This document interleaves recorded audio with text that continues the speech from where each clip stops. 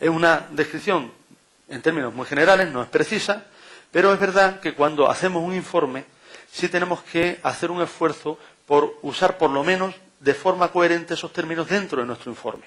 No vamos a ponerlo en relación con lo que ha escrito un determinado autor o se recoge en un protocolo o en un libro especializado, pero por lo menos dentro de nuestro informe tenemos que ser coherentes. E incluso, desde luego si es un informe para la justicia agradece incluso que haya una definición del término. Y digamos lo que es una grieta, o a lo que nosotros en nuestro informe llamamos grieta, y a lo que llamamos fisura. ¿Vale? Porque hay mucha, como ustedes saben, especialmente en los temas judiciales, mucha manipulación de todo esto. Vamos a ver que grietas y fisuras pueden aparecer en nuestras fábricas, entre otras causas, vamos a ir viendo causas posibles, por deformaciones del apoyo. Y dentro de las deformaciones del apoyo vamos a analizar primero todas las que tienen que ver con el elemento o el sistema estructural en el que descansa. Estamos, por tanto, viendo cómo pueden deformarse nuestras fábricas por acciones de deformación de los elementos estructurales en los que descansan. Bien, claro, estamos viendo fábricas, en este caso estamos viendo una fábrica que no forma parte de la envolvente, es una partición. En muy pocas ocasiones las envolventes están descansando en forjados. Sí están descansando, y veremos todo un conjunto de patologías, en bordes de forjado. Y en esas líneas de borde de forjado caben deformaciones, ya las veremos, y cabe por tanto la aparición de efectos parecidos a los que vamos a analizar aquí. ¿De acuerdo? Bien. La situación a primera vista que se produce cuando falla el apoyo de una fábrica es que se produce una rotura de la fábrica por descuelgue. Hay muchas formas de producirse y de visualizarse en la rotura de una fábrica por descuelgue en el momento en el que falla el apoyo, en el caso concreto, en el que falla el forjado o elemento estructural en el que se soporta. Veremos que hay muchas. Hay una que resulta relativamente frecuente, que es la rotura horizontal. Y en la rotura horizontal, precisamente, aproximadamente en el tercio inferior de una fábrica. Horizontal, ¿por qué? Pues porque si efectivamente se produce un descenso como el que se produce ahí, que es uniforme a lo largo de la extensión de la fábrica, dense ustedes cuenta de que todas estas viguetas están bajando al mismo tiempo.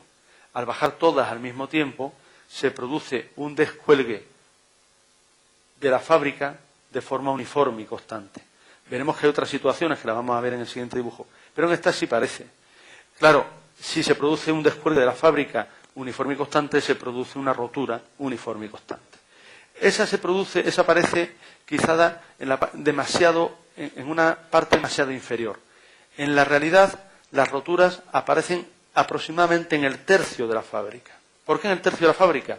Porque a la altura normal de 1 metro ya pesa lo suficiente la masa de ladrillo para descolgarse. Es decir, es una cuestión de relación entre el peso de la fábrica y la superficie de adherencia de un ladrillo con el otro, que es la anchura. Es decir, la superficie horizontal de un tendel, que es como llamamos nosotros a la junta horizontal entre ladrillos, es la que adhiere cada fila a la siguiente. Pues normalmente el peso de 1 metro es el equivalente a la resistencia a tracción de ese tendel. ¿Vale? Por eso normalmente se produce la fisura entre los 80 a 90 centímetros, 1 metro. Hay un caso, hace unos días estuve analizando un edificio construido hace 8 años. 8 años. Un edificio hace 8 años de viviendas de unas 4 plantas de altura, en el que todas las particiones de los pasillos de todos los pisos tienen esas fisuras. En este caso son un poquito más abajo, no están en el tercio. Ahora les explico por qué son más abajo. Están aproximadamente a unos 40 centímetros. Claro, el dibujo no correspondería exactamente con ese, porque no es un forjado unidireccional con viguetas. Es un forjado reticular con luces muy grandes. Entonces, hay un problema general de flecha. Las flechas son excesivas, se han generado con la puesta en uso del edificio y esas flechas han provocado los descensos de los apoyos. Entonces, todas las particiones que tienen una cierta longitud, en este caso son todas las de los pasillos, están en el centro de vanos, tienen mayor flecha y se han roto todas. Aparecen dos tipos de fisuras. Aparecen esa horizontal, a veces también aparece un conjunto de fisuras en ángulo que acompañan de forma uniforme todo el desarrollo. Las dos son posibles. En este caso, la circunstancia que agrava el efecto de esa lesión es que la partición no está hecha con ladrillo de formato normal, sino que está hecha con ladrillo de gran formato, ladrillos de 40 o 50 centímetros por 25 o 30. Las fábricas con ladrillo de gran formato son más rígidas o menos rígidas que las de ladrillo normal, digamos usted.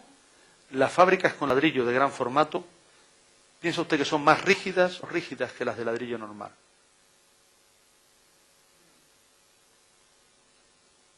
Son más rígidas. Como son más rígidas, porque claro, en el ladrillo normal, las juntas por metro lineal son mayor número de juntas. Y cada junta entre dos piezas tiene un mínimo grado de no digo elasticidad, sino de admisión de deformación sin rotura. Tendríamos que llamar plasticidad. Sin embargo, en el ladrillo de gran formato, en todo ese espacio no hay ninguna posibilidad de deformación. Entonces, la deformación de todo un metro se produce en un único punto, la única junta que hay en medio, porque los dos elementos son rígidos, los dos ladrillos. Entonces, la rigidez del sistema es más alta, lo que normalmente podría verse significado una adaptación de la fábrica a esa pequeña flecha del forjado, en este caso no es posible y produce la rotura. ¿Comprenden? No tiene gravedad para la estabilidad. Para la estabilidad, insisto, en condiciones normales, no en sismo y no en incendio.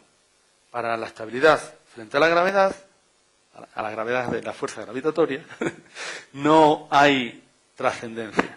Pero la fábrica está suelta. No hay adherencia entre la fábrica y el pavimento. ¿Vale? Bien.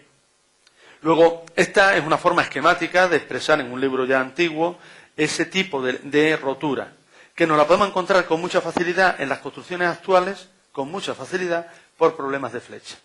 ¿De acuerdo? Bien. Claro, ¿qué ocurre cuando el soporte, el forjado, falla, pero la posición de la fábrica no es aquella? Es decir, aquella en la que el descenso se produce uniformemente en toda la longitud, sino que es una posición en la que la fábrica, como ven ustedes, tiene apoyo en un elemento que no ha sufrido deformación y en otro que no ha sufrido deformación. Pues claro, aquí es donde aparecen las, conocidas, pero al mismo tiempo muy difíciles de interpretar, porque hay muchas causas que traen este tipo de fisuras o grietas parabólicas. ¿De acuerdo? Aquí es donde aparecen las fisuras o grietas parabólicas. A veces aparecen del borde al borde, ya veremos que no siempre. A veces nos juegan la mala pasada de aparecer aquí unas horizontales y aquí unos indicios parabólicos. Es decir, todo esto son esquemas generales, conceptuales, que luego nos tienen que servir para interpretar nuestras lesiones. Bien.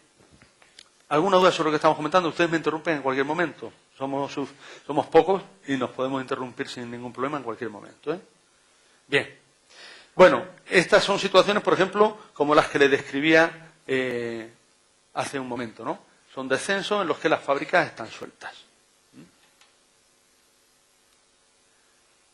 Bien, les digo, las fisuras que decimos a 45 grados de forma parabólica, como veremos hoy, tienen un montón de situaciones que las provocan, un montón de situaciones posibles. Claro, resulta fundamental, para interpretar la causa, resulta fundamental la descripción detallada de la fisura en los términos de caracterización que decíamos ayer. esa fisura a 45 grados, desde aquí, ahora mismo tendríamos una cierta duda en saber si es de tracción o es de compresión.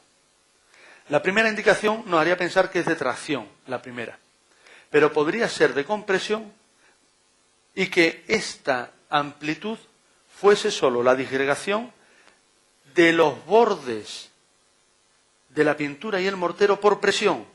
Cuando ayer el compañero que estaba aquí sentado nos decía que, ¿cómo decía? Usaba un término, relieve, exactamente, usaba la palabra relieve. Ese relieve, en un cierto momento, produce la rotura. Y desde lejos, ¿qué parece? Desde lejos parece una apertura. ¿De acuerdo? Entonces, evidentemente, la fisura esa hay que interpretarla acercándose a ella. Y hay que efectivamente ver si está abierta, si está cerrada. Si está abierta, ver espesores de apertura. Y si está cerrada, ver cómo es el borde. Y apreciarlo. ¿De acuerdo? Porque solo de analizar esas características podemos ver si hay unos movimientos de tracción o de compresión. ¿De acuerdo? La caracterización es fundamental para las fisuras. De la misma forma, observar si los espesores de la fisura abierta son constantes o son variables, y si son variables de forma que la mayor flecha se da en el centro y se cierra en los extremos, nos da una información definitiva, o al revés. A veces tenemos fisuras abiertas que tienen la mayor flecha en un extremo y cero en el origen. Toda esa información es fundamental. No basta con el dibujo de la fisura. Hay que tener esa información y hay que tenerla clara para poder identificar lo que está pasando. ¿De acuerdo?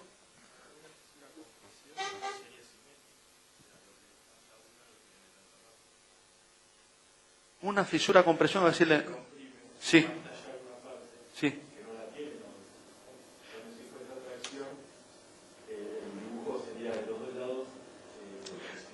No, cuando es a compresión puede efectivamente romperse parte del labio superior y parte del labio inferior de la misma forma. Porque como el material es el mismo, entonces si yo aquí empiezo a hacer presión y se produce aquí la rotura y se empieza a formar relieve, a escupir, como decimos nosotros, el material, rompe igual hacia arriba que hacia abajo.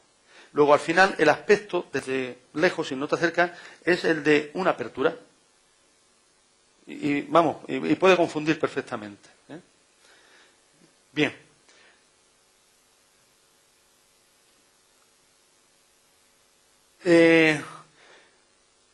Causas genéricas de deformación del soporte. Vamos a comentar algunas porque nos pueden venir bien. La causa genérica de deformación del soporte, viga o forjado, que justifique la rotura de un elemento mural, de una pared encima. Normalmente son problemas de flecha. La flecha, ¿por qué aumenta? Pues la flecha aumenta o bien porque hemos introducido sobrecargas mayores en los elementos estructurales. No es la primera vez que efectivamente un doctor instala su consulta y se trae la máquina de rayos X. Y resulta que la máquina de rayos X pesa 1.500 kilos. Entonces, es decir, sobrecargas. Atención a las sobrecargas. Las sobrecargas pueden provocar, efectivamente, situaciones de mayor flecha. ¿Por qué otra causa se produce una mayor flecha en un elemento estructural? Hombre, si no es por sobrecarga, es por, ya dependiendo del material. Si es acero, puede ser por relajación. Es decir, saben ustedes que el acero, con el tiempo, pierde características mecánicas y se produce una deformación a largo tiempo, no inmediata, y que efectivamente produce. Si es hormigón, el hormigón también tiene una deformación a largo tiempo que es parecida, es el equivalente a la fluencia o a la relajación en el acero. Luego se puede producir en un edificio que estaba trabajando relativamente al límite de flecha, que esa deformación provoca una flecha mayor. No es lo normal, ni el primer caso del acero ni el del hormigón, no es lo normal. Cuando nosotros no tenemos una sobrecarga y estamos analizando pérdidas de resistencia, ¿cuándo pierde resistencia el acero? Pues verán, cuando el acero pierde resistencia, las estructuras de acero, es por pérdida de material, insisto, porque no es normal que sea por relajación, puede ocurrir, pero no es lo normal. Cuando pierde resistencia por corrosión, ahora veremos algunos ejemplos, desgraciadamente no se produce la deformación que nos avisa. Cuando se producen pérdidas de corrosión, si hay fracaso estructural, normalmente es por colapso. Entonces, ¿qué materiales son los que efectivamente, de una forma natural y frecuente, tienen una mayor flecha con el envejecimiento? Las maderas. Sé que aquí no es el problema normal, en la construcción convencional no lo hay, en la construcción, podríamos llamar tradicional, los chalés sí hay forjado de madera, y eso es muy fácil de identificar para un arquitecto, ¿de acuerdo? Luego esa situación, que por otra parte se da muchísimo en nuestro patrimonio construido, en Andalucía y en el resto de España, aquí no es un problema que resulte frecuente, ¿de acuerdo? Ahora bien, sí les llamo la atención para las construcciones recién hechas sobre las flechas. Digo las recién hechas porque la solución que ustedes normalmente han utilizado en Mar del Plata, que es la losa nervada, la losa con vigas, esa es una solución muy rígida. En esa, la flecha, si no hay una sobrecarga, es prácticamente imposible que aparezca. Aunque se produzca un deterioro incluso de la calidad de los hormigones, no hay flecha, es un sistema muy rígido, no hay posibilidad de flecha.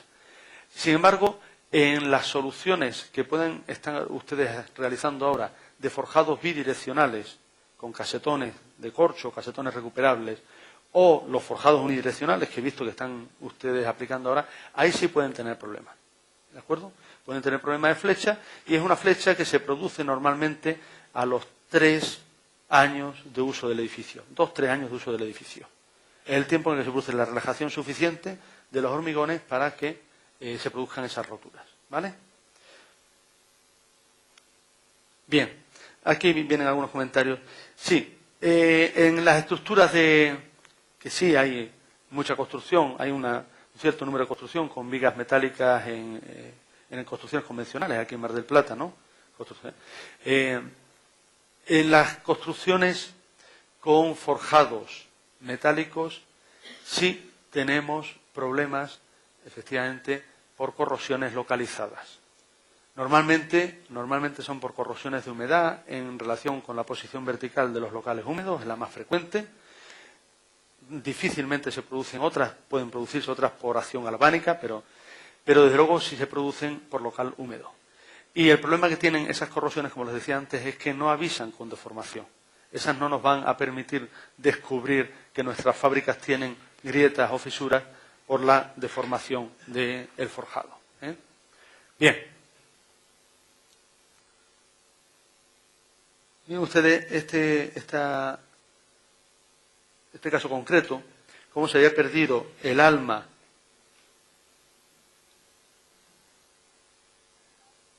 y sin embargo no había ningún signo visible en la cara inferior de deformación. Había manchas de corrosión, pero no deformación. El acero ahí es un mal compañero. No nos avisa de ninguna manera. Milagrosamente se sostienen, ¿entiendes? Porque, como ven ustedes, no, tiene su razón de ser, tiene su razón de ser. Verán ustedes, aquí de lo poco que quedaba era el ala inferior. Entonces, esas alas se comportan como cables, porque el material pétreo, el forjado, es el que está aguantando todo el esfuerzo cortante que vincula el ala inferior y el ala superior de una viga trabajando a flexión. El cortante que vincula esas dos acciones lo estaba asumiendo el material pétreo del forjado. Entonces bastaba con que tuviésemos la línea de tracción para que eso no fuese al suelo. Pero claro, ¿en qué nivel de fragilidad? ¿Vale? Por eso, entonces, y la suerte que se produce también con frecuencia en estas situaciones es que el ala inferior, ¿por qué se oxida menos el ala inferior que el centro del material? Sí, porque esas alas inferiores, que además es normal, siempre ocurre así, el ala inferior se oxida menos, se deteriora menos que el alma se deteriora menos el ala inferior porque tiene mayor nivel de ventilación. Y entonces el agua produce una corrosión más violenta en los lugares donde la permanencia es mayor que en los lugares donde se ventila.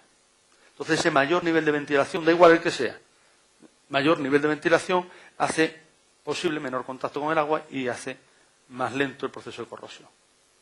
¿De acuerdo? Siempre en general se produce así. Cuando ustedes vean una suela, un ala inferior de una viga corroída, échense a temblar porque el alma no existe. No queda nada del alma, es lo que les quiero decir. Esa es por lo menos la experiencia que nosotros tenemos. ¿De acuerdo? No, el ala superior no está tan ventilada. No, el ala superior no está tan ventilada. Claro, o sea, no está tan ventilada, pero tampoco está tan humedecida como la interior. Dese usted cuenta de la diferencia que existe. Nosotros en el ala superior tenemos solo la aparición del pavimento. Entonces, esa es la diferencia. ¿De acuerdo? Luego también hay situaciones, bueno, vamos a ver más casos de vigas metálicas con esa misma descripción. Vamos a ver.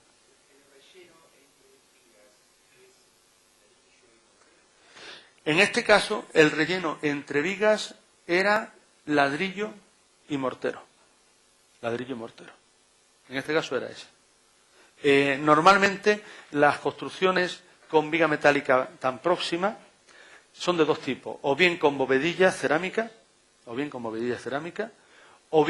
con ladrillo y mortero. Cuando están tan próximas como estas, ¿ven? Estas son con ladrillo y mortero. Son o bien en forma de bovedilla, donde se colocan 3 piezas de ladrillo o 4 en bovedilla, o a veces no, a veces se colocan planas y ya está. A veces se coloca plana. Bien. Bueno, ¿qué otra posibilidad tenemos de que efectivamente una fábrica tenga problemas de rotura o de pérdida de estabilidad por fallo no del apoyo, sino del cimiento? Del cimiento en dos posibilidades, o bien del cimiento del edificio y por tanto del movimiento de todo el sistema estructural, o bien por fallo en el apoyo del cimiento directo e inmediato de la fábrica, cuando estamos hablando de fábricas en planta baja. ¿De acuerdo? Estas vigas, cuando las vemos así por abajo, por arriba, echémonos a temblar. Bien. Situación de deformación en vuelo. Claro, hay, como les decía antes, situaciones en las que resulta muy fácil hacer una descripción de la causa que produce la deformación. En esta situación, deformación de este tipo, tenemos esta fábrica.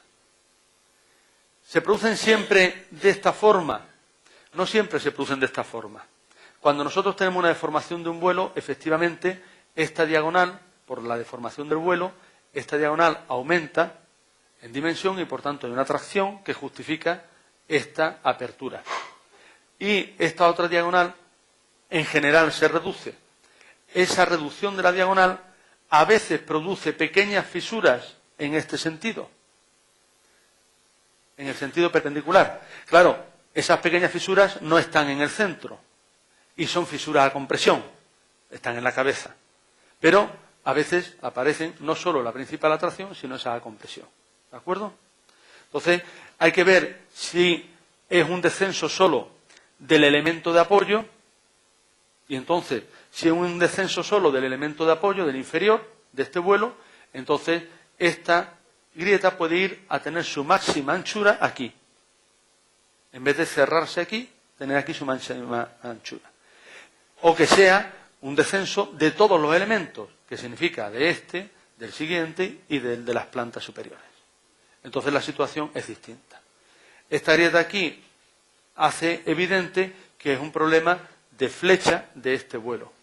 Pero ven ustedes la máxima apertura, ¿dónde está? En el extremo. ¿De acuerdo? Me paran ustedes en cualquier momento, ¿eh? Bien.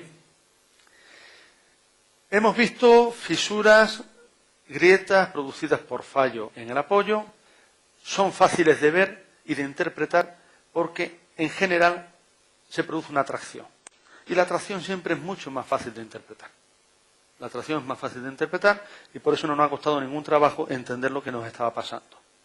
Bien, ¿qué pasa cuando resulta que tenemos situaciones en las que en vez de una tracción tenemos una compresión en la fábrica? ¿Cómo se producen esas roturas y cómo se interpreta? Bien.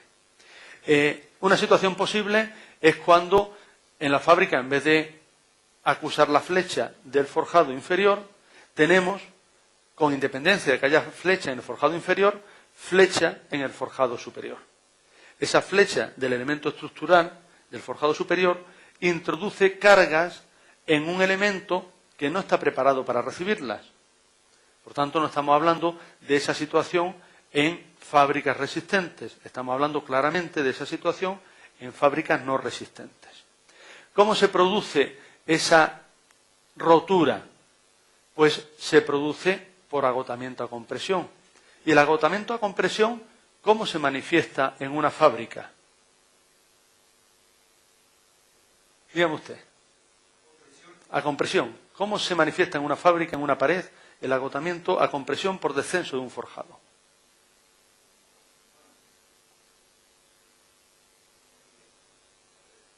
A ver, dígame usted. Pandeo de pared, ¿verdad? Efectivamente, a compresión, un elemento esbelto, como la fábrica, podemos pensar que tiene un cierto riesgo de pandeo.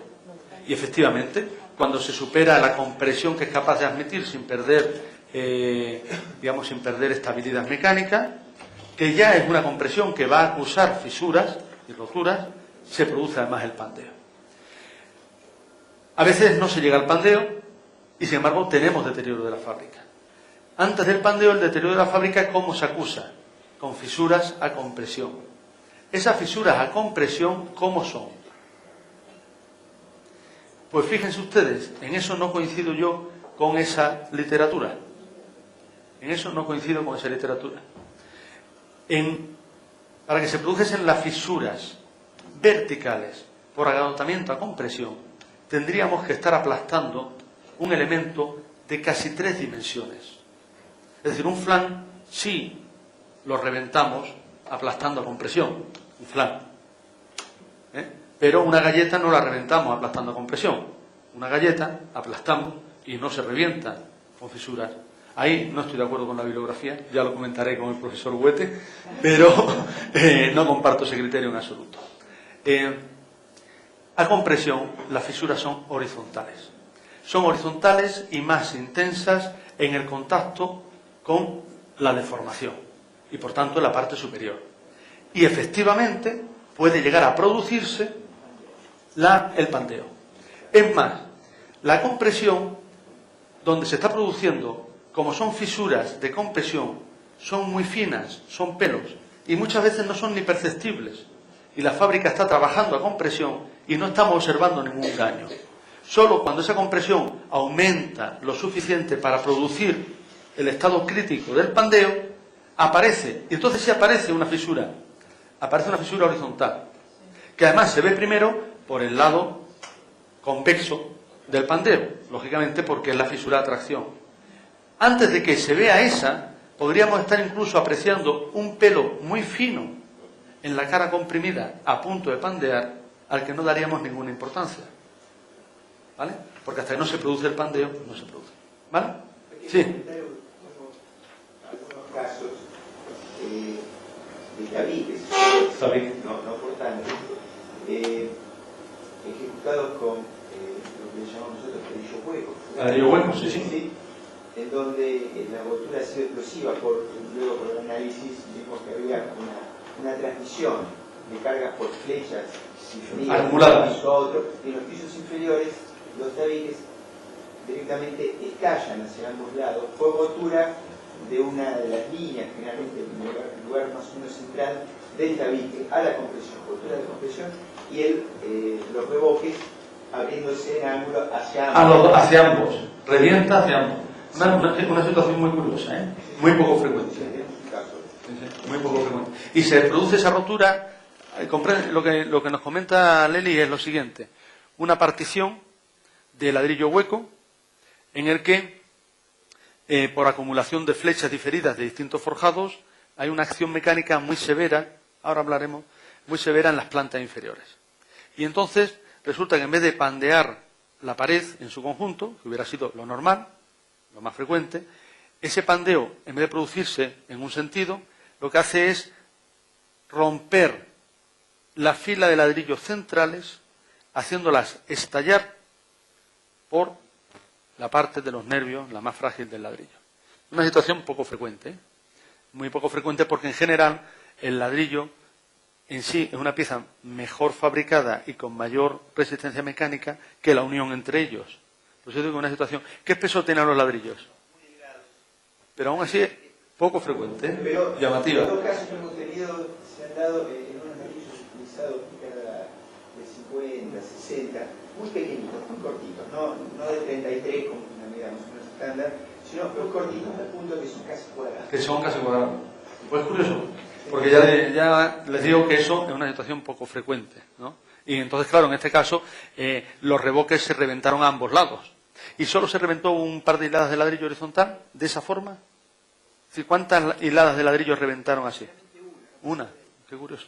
Y al ver, cuando era realmente dos ojos, el tabique central de este ladrillo que uno ve, ve nítidamente voltura por compresión en la pequeña lámina. Claro, pues miren ustedes, volviendo al comentario que les hacía hace unos minutos, les decía que justo antes del pandeo hubiéramos podido apreciar un pelo, una rotura en una de las caras, que hubiéramos despreciado, pues porque no tiene mayor trascendencia. Esa rotura se corresponde con la concentración de compresión, que en este caso es la que ha provocado la apertura del ladrillo. Por eso están en una sola línea de ladrillos. ¿Por qué está solo en una línea de ladrillos? Porque efectivamente la compresión, cuando nosotros una fábrica la obligamos a compresión, esas compresiones se van concentrando en un punto. En ese punto crítico de concentración es donde se produce el pandeo, cuando se pierde, pasamos a un estado crítico, o se produce esa fisura justo antes de la rotura por pandeo, o se produce, el caso singular, del reventón de los ladrillos. Bien. Sí. ¿La inicial siempre sale el ladrillo? ¿No se puede dar que salga el mortero? Me he expresado mal. La fisura inicial, lo normal es que se dé en una línea de mortero, nunca en el ladrillo. El ladrillo es un material que por su fabricación normalmente es mucho más fuerte que la unión. Es en mortero, sí. Lo que ha ocurrido aquí es una situación excepcional que además, tal y como lo explica Leli, es más fácil de entender. Son ladrillos que en vez de tener un formato normal, son casi cuadrados. Entonces, claro, si nosotros analizamos un ladrillo normal y en ese ladrillo normal intentamos ver la relación que existe entre la resistencia para romperlo así, vemos que un ladrillo cuadrado está en mejores condiciones de romper esa resistencia. Entonces, ¿vale? No, me he expresado mal. En la línea, normalmente, del mortero. Claro, si estuviésemos... Fíjense aquí un comentario, sobre todo mis alumnos europeos. En las casas antiguas, en las que las paredes, las particiones e incluso las paredes principales están hechas no con mortero de cemento, sino con pasta de yeso o con morteros de cal, que son más plásticos, tanto el yeso como la cal, en esas se han producido deformaciones de forjados mucho más relevantes que las que se producen hoy y han sido perfectamente acompañadas por las particiones, que se han deformado y se han acomodado a esa deformación de forjados de vigas o de lo que sea. Entonces, los distintos sistemas constructivos tienen distinto nivel de comportamiento, distintas respuestas. Sí. Sí. ¿Puede aparecer una fisura así, tipo ese de voladizo, en un muro que esté en planta baja si una parte del cimiento cede y la otra no? Sí. Hoy les voy a enseñar una foto que tiene justo esa situación. La misma que en los voladizos en un muro en planta baja. Precisamente porque desciende el cimiento, exactamente igual.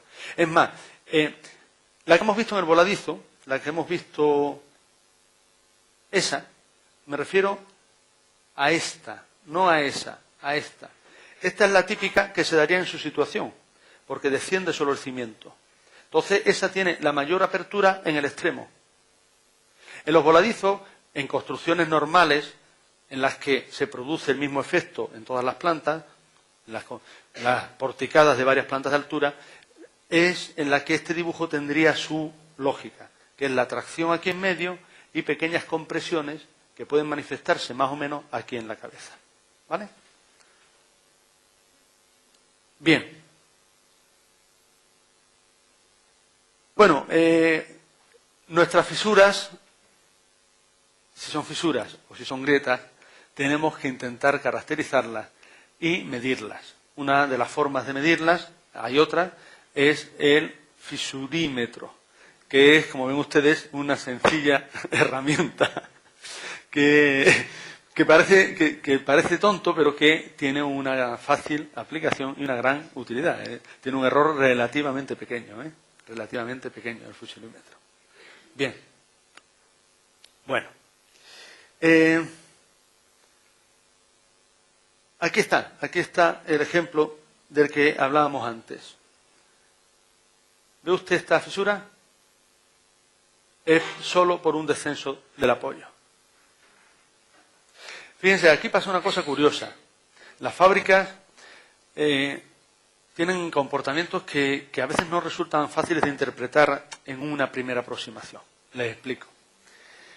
Aquí, con el descenso de esta viga de apoyo, un descenso que se produce pues por cualquier circunstancia, humedecimiento del suelo, cualquier, es decir, es un problema realmente de movimiento del suelo debajo de la pequeña viga que recoge esto, que además, como ve usted, es solo una tapia, no es un edificio. Bien, este primer descenso provoca, fíjense ustedes, esta primera fisura. ¿Y por qué provoca esta primera fisura? Pues porque existe una relativa y aceptable trabazón entre esta fábrica y esto. Entonces, la primera parte que se descuelga es esta. Rompiendo toda la fábrica, se descuelga antes porque es la que ha quedado en vacío. Y por tanto, por su gravedad, por peso, descuelga. Claro, cuando esta descuelga, ya esta queda sin apoyo. Si esta está descolgada, esta queda sin apoyo. Y entonces ya descuelga esta. Claro, podríamos haber llegado al edificio y habernos encontrado esta fisura desaparecida por reparación. Podríamos haber llegado y encontrarnos con que esta fisura ya no existe, ni existió nunca, porque ha sido tapada.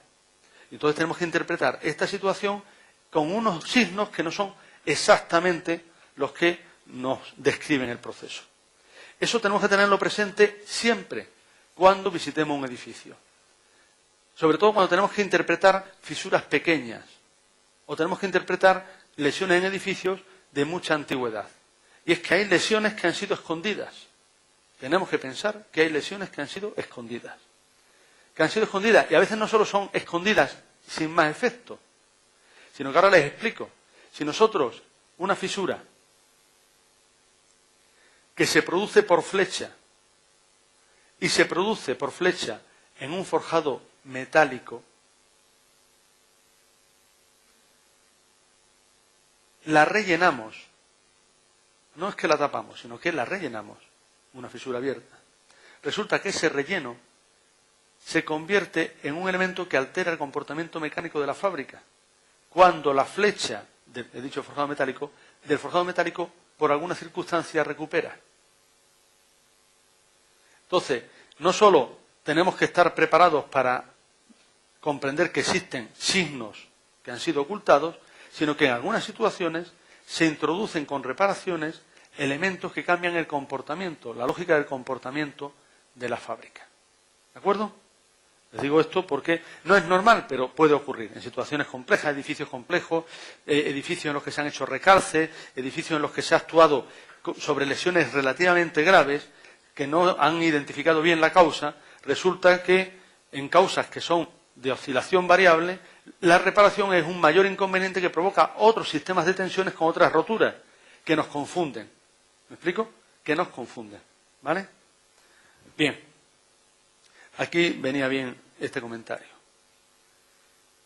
Aquí tenemos, no sé si se percibe, sí, se percibe. Se ve mejor ahí que en la pantalla. Aquí tenemos otra situación muy parecida a la que comentábamos antes. Problemas de descenso. Vamos a ver el dibujo lo vamos a ver en el próximo Power. Ven ustedes esta fisura, luego le haré un croquis que justifica por qué se produce esta fisura, por qué se produce esta y por qué se produce esta fisura. Ayer les insistía en la importancia que tiene hacer una correcta identificación de las fisuras y grietas, caracterización y levantamiento. Miren ustedes, otras lesiones probablemente sean más expresivas por sí mismas, pero el levantamiento de las fisuras y grietas en un edificio es fundamental la mayor parte de las veces para encontrar la causa. Saben ustedes que en las construcciones convencionales, en las que estamos analizando, las estructuras de porticadas de hormigón o de acero, la mayor parte de las causas de la pérdida de estabilidad o de la rotura de las fábricas no resistentes, es deformación de la estructura. Y la deformación de la estructura, que puede tener mayor o menor gravedad, a veces no tiene ninguna gravedad porque es una deformación puntual y estabilizada, se identifica de la lectura de un conjunto de signos que están repartidos por el edificio. Hacer un levantamiento de todos ellos es fundamental. Y el método de la toma de datos para que el levantamiento no tenga errores que nos hagan imposible de resolver el crucigrama, para que eso sea posible hay que tener método en el levantamiento. ¿De acuerdo? Eso es fundamental a la hora de determinar las causas de deformación que finalmente tienen una componente estructural en la mayor parte de los casos. ¿Vale? Bien. Paramos a las 8, ¿no? Ah, vale. Vamos a terminar. Sí, de grieta de fisura falta. Vamos a terminar este Power, que creo que esta es casi la última. Ya está, perfecto.